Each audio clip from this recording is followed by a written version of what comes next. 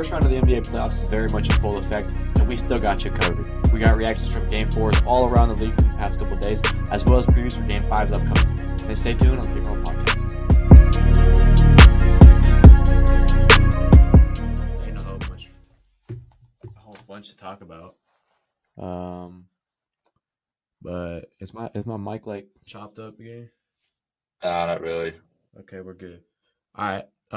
Welcome back, y'all. Welcome back to the Pick and Roll Podcast. My name is Cole Ferrer. That's Zach Dorosic. He's on his phone like always, little screenager over there. I didn't realize you started, bro. Okay, it's all good. You see the jersey he's wearing. Important news. You want to start with that? Go ahead. I mean, Rookie of the Year. Who else is going to win it? I mean, some writer voted him third. I just got to say I don't agree with that, but he won it in a landslide. I mean, big shock. But future's bright. We go again next year. For real. I mean, y'all could have, realistically, 3 back-to-back Rookie of the Years. Oh, yeah, once we draft Cooper Flag. I mean, nah, when you draft Dylan Harper. Y'all gonna find somebody good that's gonna be really good for y'all. So whatever. Proud of you. Success in the draft. Good job. Anyways, it's playoffs still. Obviously, I mean, what else are we gonna talk about here on the podcast? It's literally the end of April. Most wonderful time of the year. That's the thing. It's end of the year, school year. We only got one more podcast left while we're here.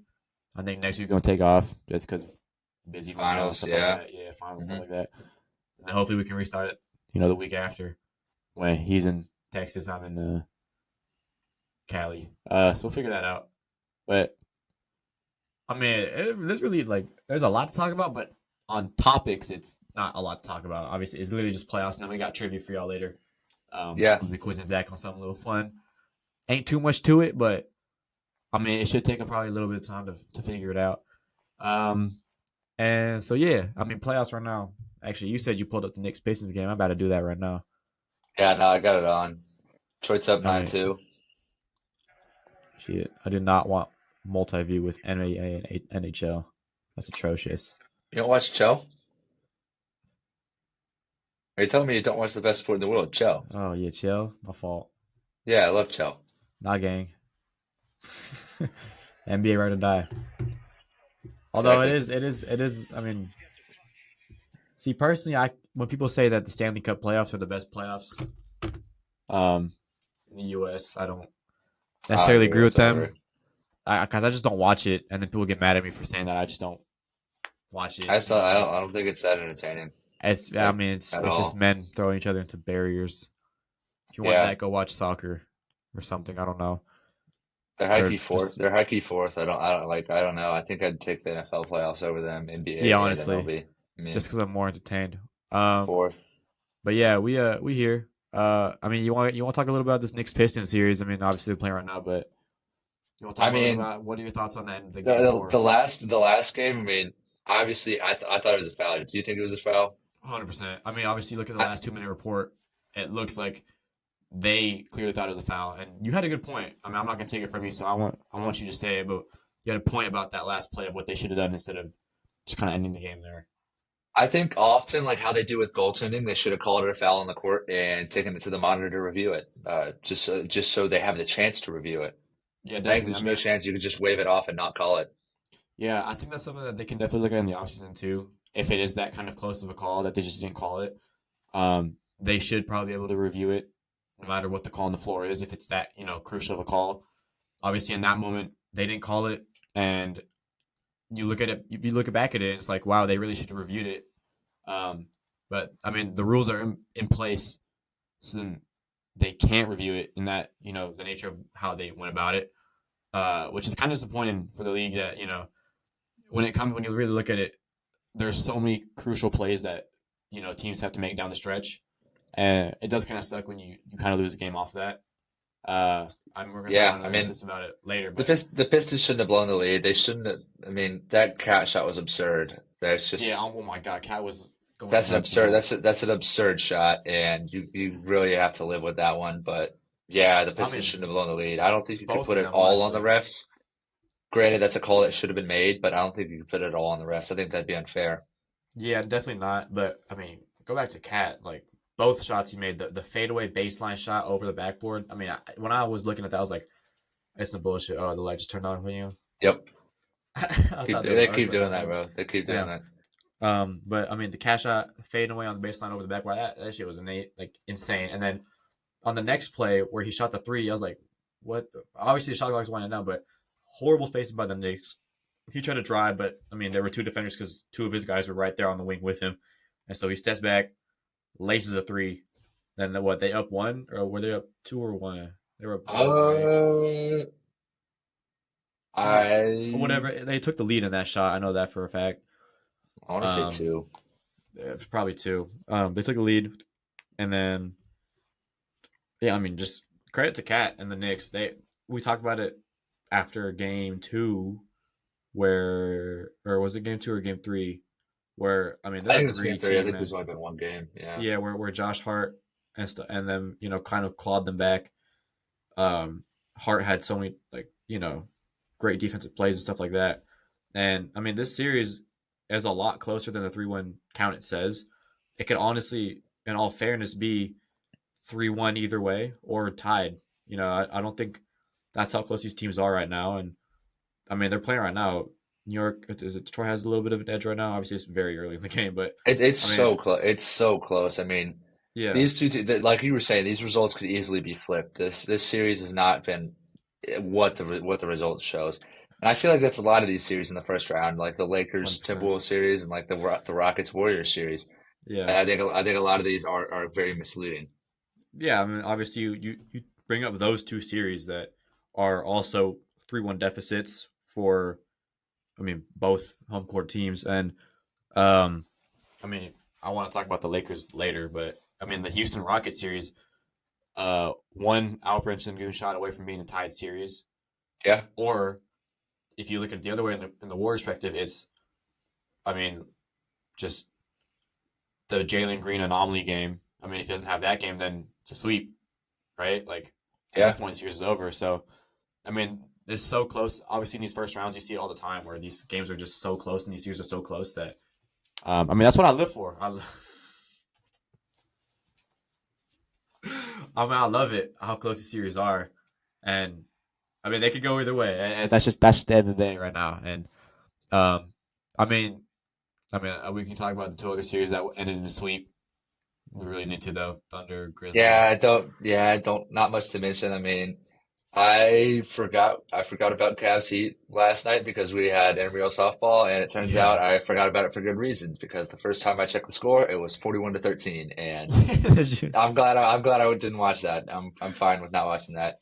Yeah, remember But we checked it like right before the game too, or like after the first inning. It was like 96-43 or something like that. I was like, what the fuck? yeah, Um, no, I mean, I was thankful to watch most of Rockets Warriors last night. I mean, that was an incredible game.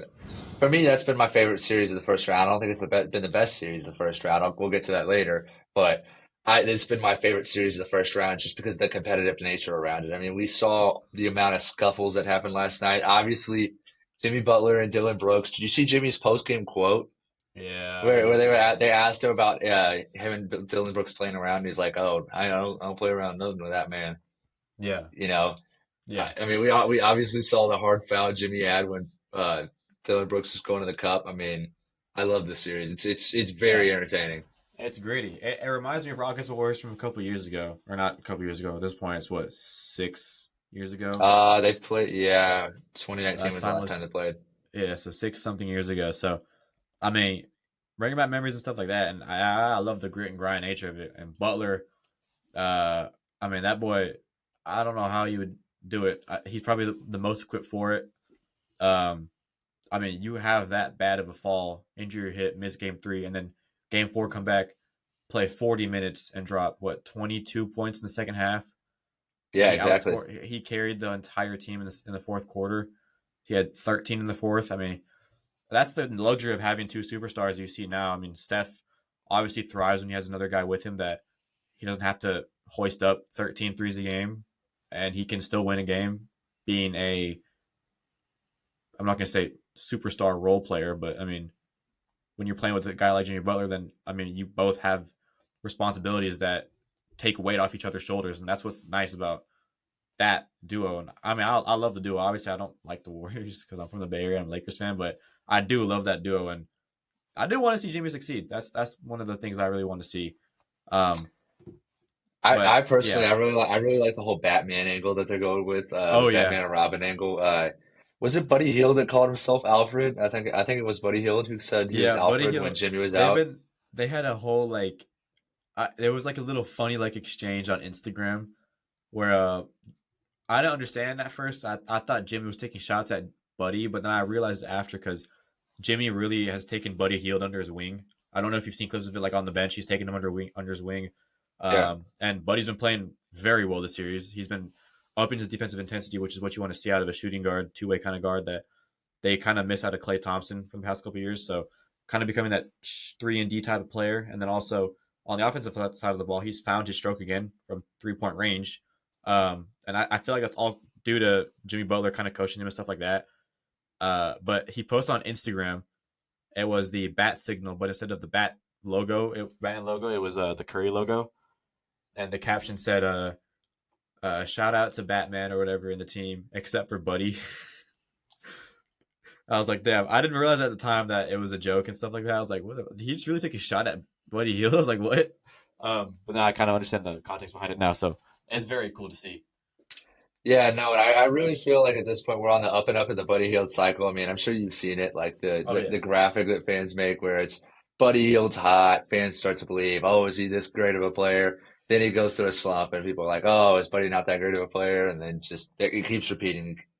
Yeah, And it's an ongoing cycle. I really wonder if this is gonna like come back to bite the Warriors later in the playoffs. If Buddy's just gonna go insanely cold and be slumping during the That's the playoffs. thing. Their benches, we've seen it already in the series when Jimmy went out in game two and Steve Kerr played 12, 13 guys in the first half already, that this team is very deep.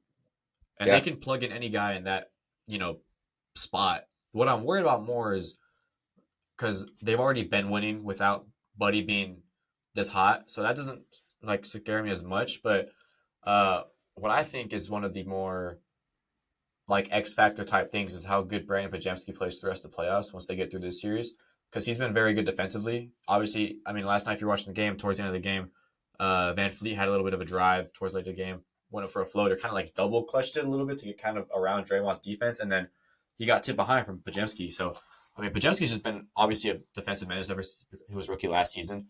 But I think he's kind of the X factor for the series, and in any series that they play, uh, no matter who they play against. I mean, next series if they win, they go play most likely Minnesota, and I if Pajemski and Buddy can show up like they did, I mean, for these past couple of games, I don't see them. I don't see why not. I don't see why they can't get to the Western Conference Finals at this point. yeah. No, I agree. I agree. And I think it goes to show how important Draymond's been this series. Oh yeah, I think that last night's game, especially went to go goes to show how important Draymond is to this team. I mean, his defense was major last night. Shout out that final possession on Şengün yeah, when it was Draymond and Şengün one on one. That's the ideal matchup the Warriors want. That's exactly what they want. And I'm kind of confused why Ime Udoka put the ball in Şengün's hands right there. I mean, obviously I don't trust Şengün. Don't get me started on Jalen Green. Van Vliet is maybe. I would personally. I kind of want the ball in Amin Thompson's hands, even though I know yeah, it's his first time in the playoffs. I know he's less experienced, but Amin has that it factor to him, and I think Amin could put the ball in the bucket there. yeah. I agree with that. I think also I'd like to see men get it just because even if you don't, hit the shot, I think it's I want to say player development in a sense that this is what happens in these It's moments. a growing moment, yeah. Yeah, growing moment, and I feel like also men just as a play standpoint, I think he would have been able to attack the rim and draw a foul rather than Şengün posting up one of the best defensive players in the league, who obviously is not going to foul him. He's what like almost a foot, not even like he was. He looked shorter in that moment, and then obviously the post move. He didn't even jump. He just kind of put his hand up, and um, so yeah, I agree with. I'd like to see the ball in Thompson's hands. But they could have also drawn up a set for Van Fleet. I feel like because he's been hot I throughout the entire stretch of the game. And even if Van Vliet wasn't hot, he's the most experienced on that team in the playoffs, and I wouldn't mind just getting Fred Van Vliet the ball in general. 100%. I mean, I think, yeah, obviously we have to talk about a little bit, like, we talked about how inconsistent Jalen Green has been throughout his career. And I mean, it just keeps showing now over and over and over again, which is kind of sad to see, but like, I don't know. Inconsistent's one thing, but I just don't I don't think Jalen Green's a good basketball player, man. I really don't think he's a good player. I didn't really like after seeing his rookie year, I didn't really like him as a player, but I thought he could develop. Yeah. And it's looking more and more rough by the year. And I think the Rockets really need their go-to guy. They feel like a team without a number one option right now. And Yeah. that's the truth because they don't have one. They don't have a go-to guy for these clutch situations. Yeah. And that's why I think a guy like Devin Booker, obviously I don't want Devin Booker to leave the Valley, but I think Devin Booker would be perfect for the Rockets. Maybe a KD in the offseason. Here's Maybe the thing. maybe I don't, somebody else. I mean, I used to think Donovan Mitchell was so perfect, with the rumors of friction between him and Darius Garland last offseason. I thought Donovan Mitchell would be a great fit for the Rockets, but obviously he's off the market now, so who knows where the Rockets are going. I think And LaMelo Ball could be a guy that they can probably trade for. I think that would be a good fit as well. It's just the injury concerns. hold that thought because I was thinking about it. I saw a tweet. This Reed Shepherd pick is so major for the Rockets. That how Reed Shepherd pans out is so key to their future Yeah. because Reed Shepherd has all the potential in the world to be a great scorer in this league, a great shooter in this league. But right now, the Rockets being held back by not having that go-to shooter, that go-to scorer that Reed Shepherd could be. I mean, obviously, it's Reed Shepherd's rookie year, so I'm not going to put these kind of expectations on him. I don't expect this much, but I think if Reed Shepherd gets his stuff together, if he starts playing better at the NBA level, I think you need to watch out for the Rockets.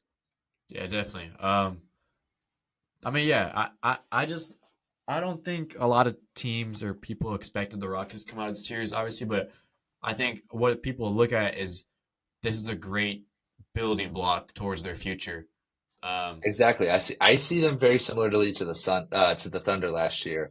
yeah, I Not mean they're not quite on the skill level as the Thunder. I didn't think they were oh yeah, as good of a team as the Thunder, but they're somewhat similar in the playoff experience wise and how this is their first big break. This is their breakthrough year, really. yeah. I mean, it's always funny how those teams always match up against the Warriors because this reminds me of the Kings in 2023 and stuff like that, where they have home court advantage. Obviously, the Kings were, I feel like, a little bit better than this team, just because they had the scores and that factor in Fox and Sabonis and guys like that. But I mean, moving away from that series, I mean, we can stay in the West. The East seems like it's just been boring all this time. Let's go. But Let's go to the second best yeah, series. yeah, the West. I mean, Wolves Lakers. I'm gonna go to Come on. the first series, the other series first. The Nuggets and Clippers because they play tonight too.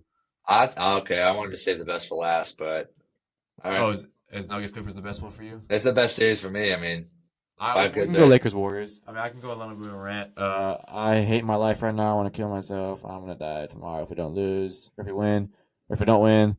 And currently, there's reports that we don't even have a starting five ready for tomorrow. Like, we don't know who the fuck is gonna Get be our Alex starting Lynn up five. and warming. Get Alex This Lynn up shit and warming. is gonna kill me. But again, I feel like I've said this multiple times in the podcast before when we were talking about playoffs before. There's nobody in the world that I'd rather have than LeBron and Luca, let alone LeBron and Luca on the same team, to come back from 3-1. Obviously, it's not realistic. Um, if I want to think realistically, then I think we take Game 5 and we lose in 6 back in Minnesota. But, I mean, if you win Game 5 here by, I mean, a commanding win here, get your momentum, get your energy back, get your hopes back up, you can go into Minnesota and, make some waves there. The games in Minnesota on Games 3 and 4 were not that far apart. We had the lead in both. That's something that we've struggled in the playoffs for most years in the past, where we can't hold leads and stuff like that. But like they weren't that far off. And I want to go back to something that we talked about from the Knicks Pistons game where they missed a call.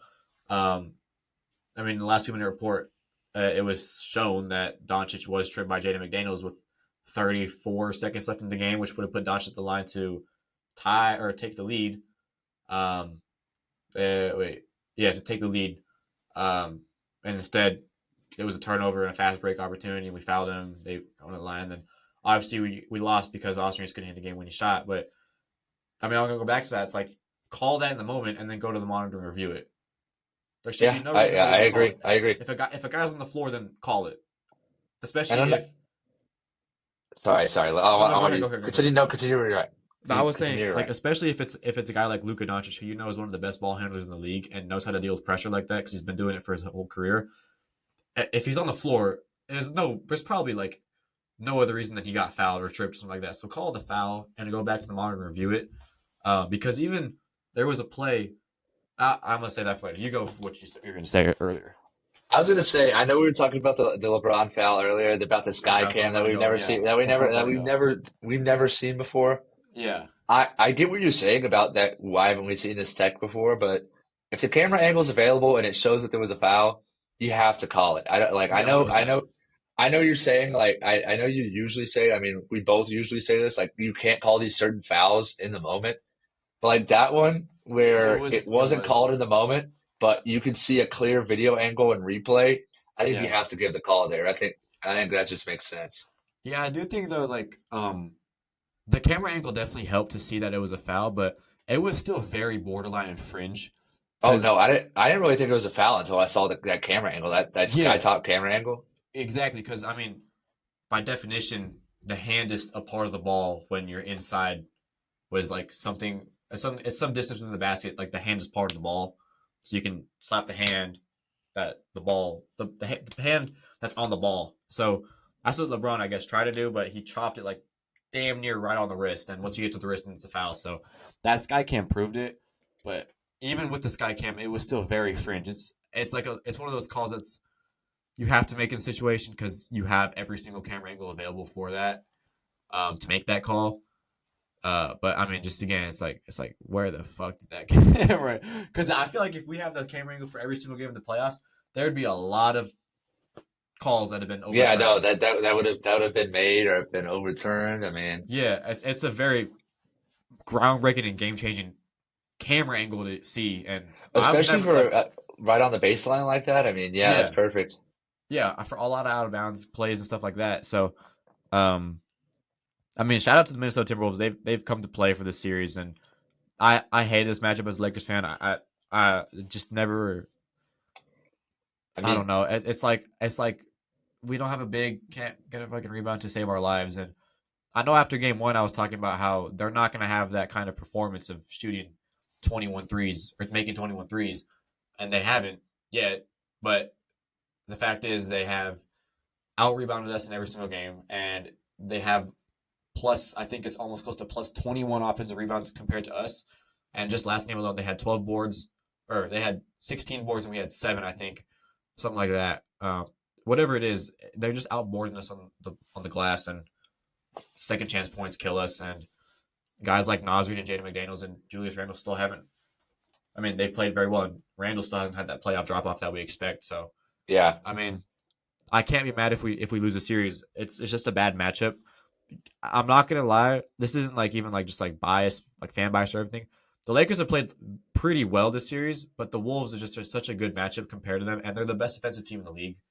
So Yeah. they're gonna give problems to anybody who no matter who they play. Like this is why I think this is one of the top three teams in the West. Obviously, they're the 6th seed, but they were only 4 or 5 games off the 2 seed, which is something that you never really see every day in the West or in NBA and any playoffs for the NBA in history. So I mean, shout out to the Wolves, but I mean, put me on my I resume mean, tomorrow. I guess. another shout is just Ant's ability to get out of these double teams. I Oh mean, yeah, when he has like 40, when he has 30, and the Lakers are sending doubles over screens. I mean, he's done so well. There was a play down the stretch where I believe he got through the double. He attacked. It was either Luka or Austin Reeves, who was on the left hand side of the double, and then he got the ball in the post to Naz Reid. Was it um, or was it Jaden McDaniels, and Jaden McDaniels passed it to Naz Reid in the dunker's spot?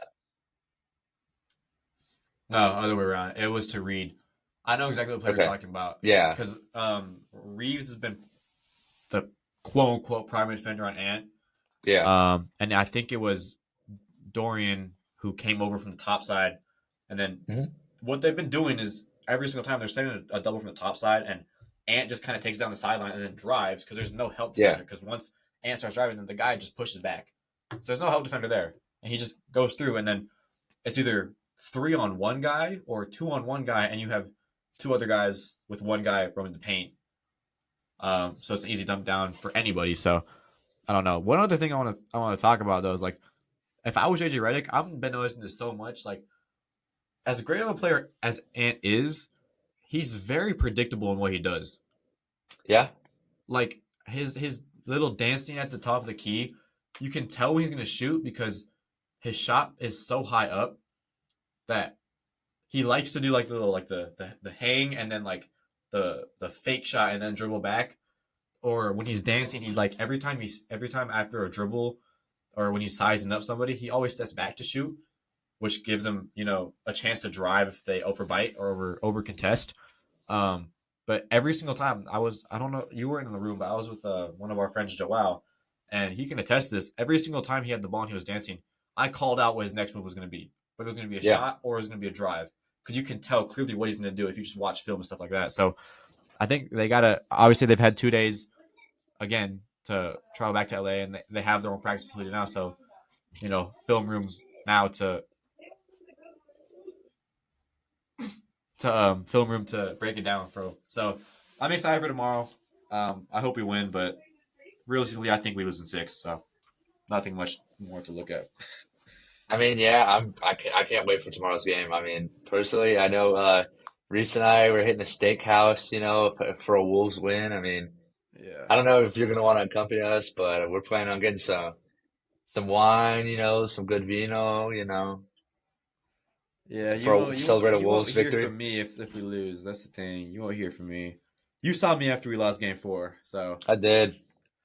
yeah, that's not gonna be fun times for me if we lose. So, But you want to get on to the best series of the first round? I do Most because this competitive series of the series. first I round? mean, Wrap it I'm up. watching. Probably gonna watch this tonight when we watch Revenge of the Sith in the theater. I ain't gonna lie. Yeah, no, we get back row. I'm definitely watching this game. There's no Yeah, there's no 100%. shot I'm not, bro. Like But yeah, Star Wars is one thing. This is elite hoops right here, bro. I can't yeah, pass Nuggets up. Clippers, gritty series.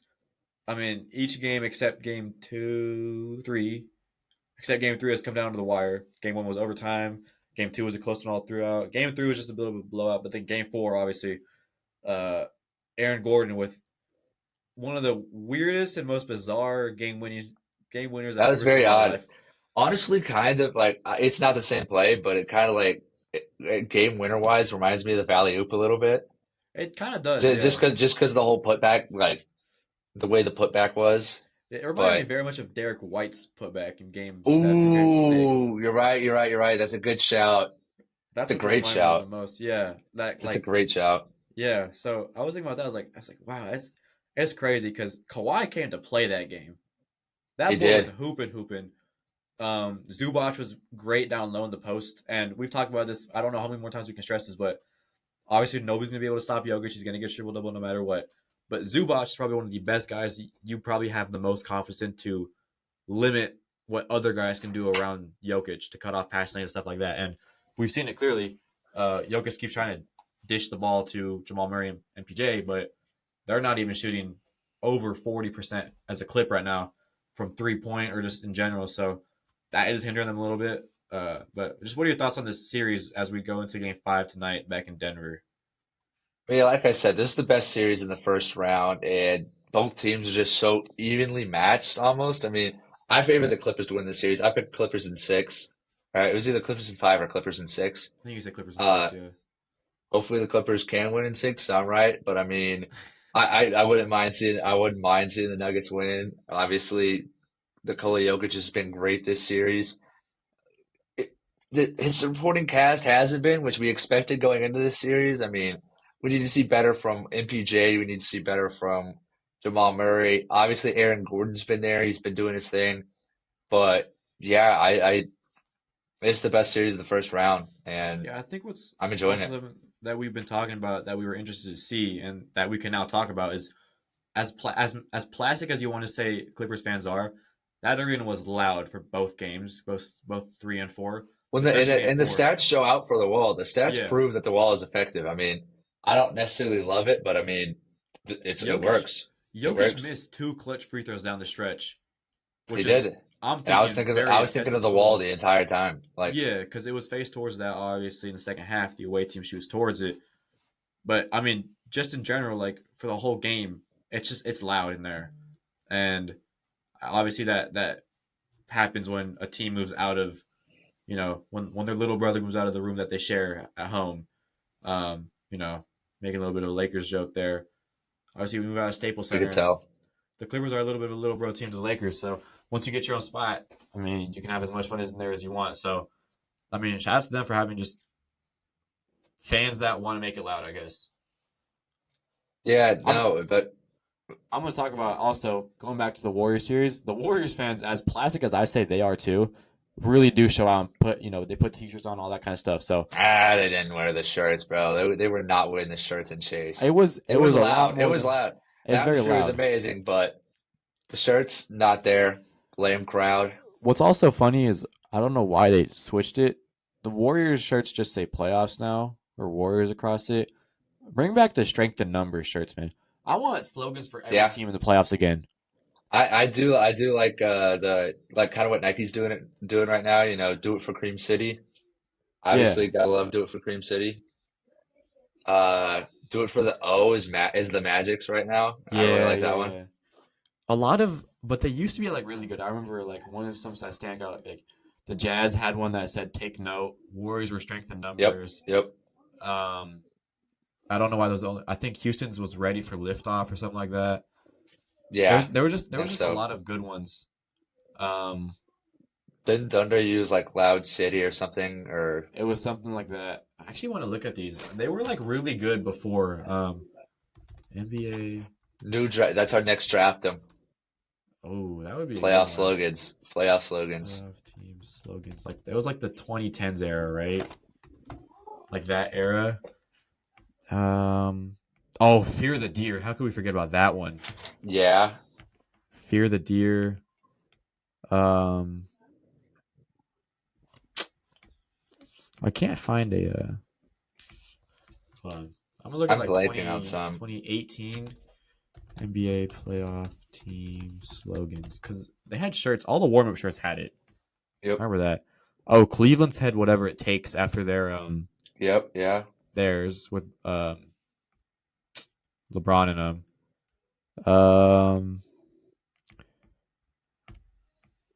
Damn, I can't with the mottos and stuff. Hold on, I found a Bleacher Report page from 2018 that has it. Um, oh, never mind. These are just memes that they made. What the fuck? I just saw an edit of Al Horford and Kevin Love on the Celtics before they were there. What the fuck? All right, well, whatever. We'll figure it out for the next draft. All But right, yeah, you want playoffs to get are. on to? Do you want to get on to trivia? Yeah. Or Trivia. sorry, I completely blanked. I completely blanked. Let's talk about Dame's injury. Oh yeah, we have to. I said Prayers do up it to for him and his Cream family, City, and man. I thought about it. I mean, Yeah, thoughts and prayers up to his family. I mean, that's you never want to it's see it in a terrible, man. player. Like that's the worst injury in basketball that you can get. It just And I felt like I think we all knew it as soon as we saw it happen. I mean, yeah, you can even when you look at the replay, you can see it's very reminiscent of how KD tore it too. yeah, he overextended himself. He Yeah, kind of went like set backwards before going forwards. It was very yeah, weird. yeah. But his, you can tell as soon as he had no strength to get back up to the ball that he was going for, I was like, damn. And then obviously a lot of players that tear their Achilles usually sit there on the court, kind of in disbelief with no emotion, or just like kind of in shock. And Dame was, I don't want to say smiling, but he was smiling like, damn, did that really just happen? Kind of thing. If you look back at the replay, so once it happened, you just know it. But you hate to see it, and I don't know where Milwaukee goes from here because of it. So that really just I sucks all really around. don't. I worry that Giannis may have played his last game at Pfizer for him. Yeah, Not necessarily worried because I mean, you know, you know, we have the yeah. No, assets, but yeah, it'd be sad to NBA and see Milwaukee's Giannis. actually Milwaukee's up 2 right now with 7 minutes left right now in their game Damn, they 5. sold. Yeah, they were up what like 17 last time we checked. Yeah, Damn. But yeah, we'll get back to that. I don't know. Maybe there'll be more information. I don't even know. He doesn't have an. He didn't even have an MRI yet, right? Yeah, he did. Yeah, it Did was he? yesterday. Oh, Yeah, was it? Shams Okay. tweeted I it mean, out. surgery is probably tomorrow. Then that's what I'm guessing. Um, get that done as quick as possible. But prayers up to him. You never want to see any player have that kind of injury. So, um, yeah. But time for trivia, I guess. This one's Let's gonna be get it. short. There's only 5 answers here, but I feel like see. Here's the thing: the first 4 you'd be able to breeze through. The last one is like kind of forgetful. It's gonna be the 1959, 1960 All-Star team. No, just because there's so many series right now in the first round that are 3-1, and just because the thought of 3-1 has been on my mind for a while now on my mind since Sunday afternoon as a Lakers fan. Name me the actually Last we're three, gonna 3-1 comebacks. no we're gonna do last 7, just so I can give you some hard ones there. Last 7 3-1 comebacks in playoff history. All right, This goes back so to the first one would be the most recent one. The Clippers, the Nuggets. er, the earliest one would be What year 20, was the earliest 2003. one? Yeah, Nuggets 2003. Oh my God. Nuggets Damn. Clippers. Over you said that? Yes, I think it's Clippers. Yeah, Nuggets Clippers 2020. Is there a Heat Celtics in there? I know the Heat or the Celtics almost came back from down Not 3-0, but not there. okay. The Jazz did or the Jazz almost did. Wait, what am I thinking of? The Nuggets came back from down 3-1 on the Jazz. Is that right? Because they're the first team to have 2 3-1 comebacks in Yeah, playoff that's what I run. was like. Okay, I had to check. So that's two. Obviously you got the Warriors Cavs, you got Warriors Thunder, both in the same playoffs. Yep. Then these last 3 are kind of hard. I don't know if you're gonna be able to get them, Okay, honestly. wait, okay, wait. So am I through all the ones like post 2016 Yeah, you're through the ones. that are Yeah, post 2016? Okay, okay, okay, yeah. okay. And then it goes all the way Uh, back. So the last 3 go all the way back to 2003 from 2016, 2015, that era. that's So there rough. was 3 from that time. Are there any ones left in the 2010s? Uh, the next one that's the only one left. Okay. Are the Heat involved? The Heat are not involved in any of them. Are the Lakers involved? Lakers are involved in 2 of them. Okay.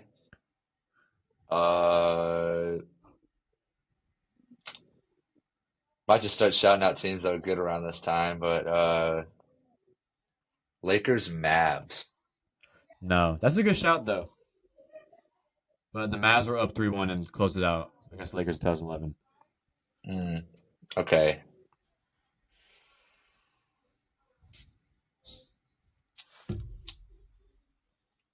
Can I like?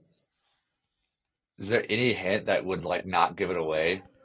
Um, so the 2003 and the 2015. So the years are 2003, 2006, 2015 for your last 3 ones. The 2003 and 2015, the losers of that series that blew the 3-1 lead, had the same coach. 2 different teams, same coach though. Say 2003 and 2015. Mm-hmm.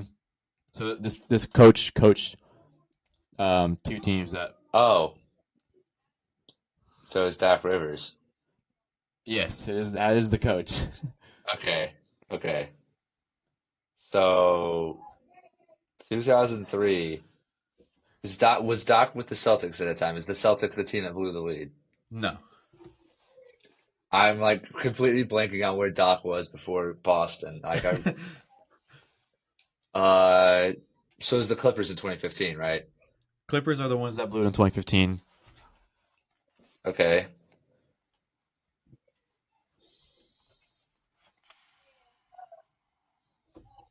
I think was it us? I don't like I'm completely blanking. Was it the No. Spurs? I forgot who we lost to in 2015.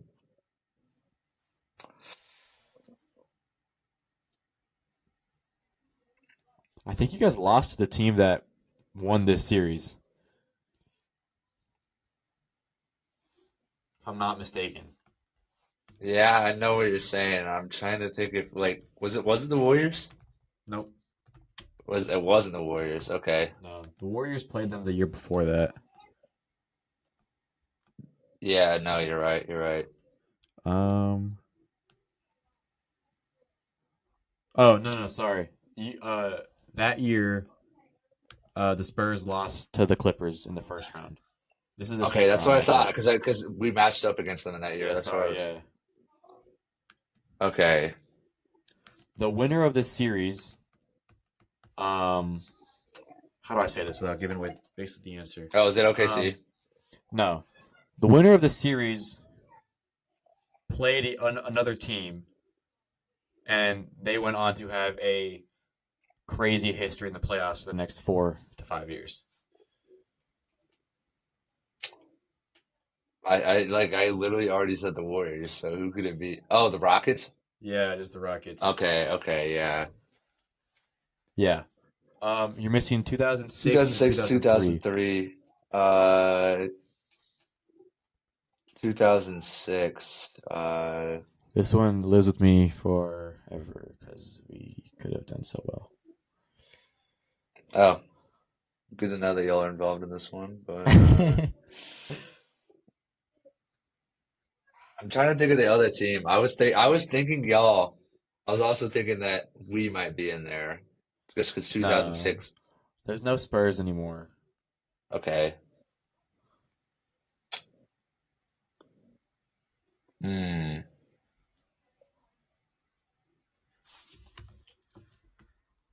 Were the Clippers involved in this one? No, no more Clippers I don't know why fans. Kings came to mind. The Kings came to mind, but No. I had to check the other Cali team. Uh,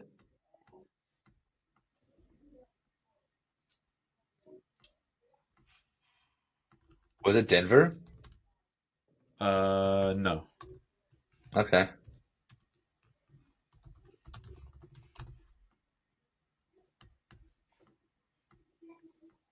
I'm completely blanking on who was good at this time because I almost said Portland for some reason, but they were terrible around this time.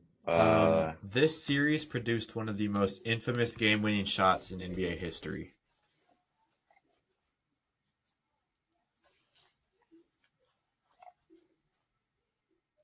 I And the immediately thought it was by the losing team, by a player on the losing team of the series. Sorry,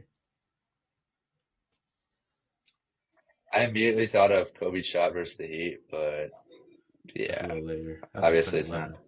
I know. I don't know why that was just the first Lakers game winner from that from that time period to come to mind.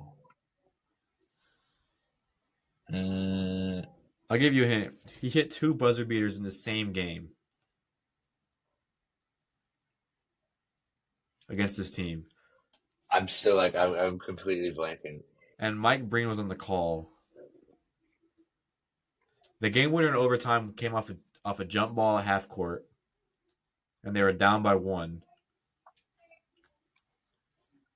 This player went to retrieve it, came across the timeline, stopped at the mid range, hit a game winning shot over the team that eventually won the series, and then went to the crowd and pulled his shirt sideways like that.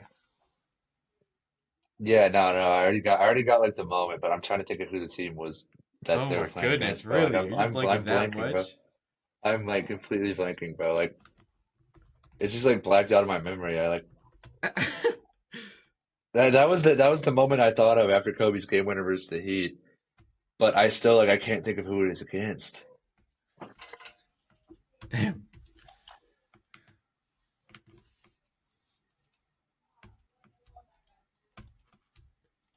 You searched up the game winner?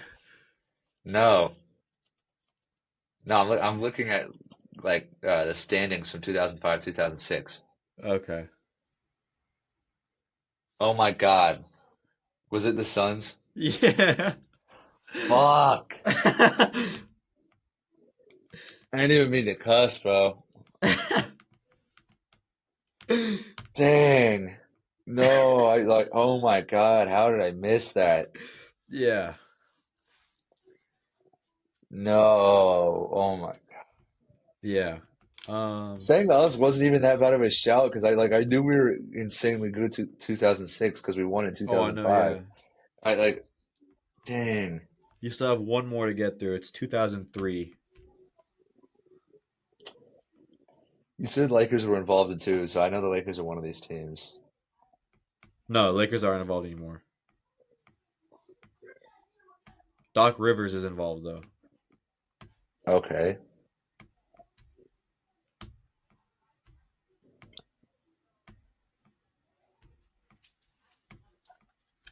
Look at the standings. Yeah. This team, the team that won. Yeah, so I'll give you a premise. It was a. Well, I'm not gonna tell you all that, but this team won the championship the year after. Team that won the championship the year after. Okay. So your Spurs won this playoff or this year. Yeah, 2000. Yeah, 2003. Yeah. Yeah, the year after was won by the team that won this series that we're talking about here. So 2004.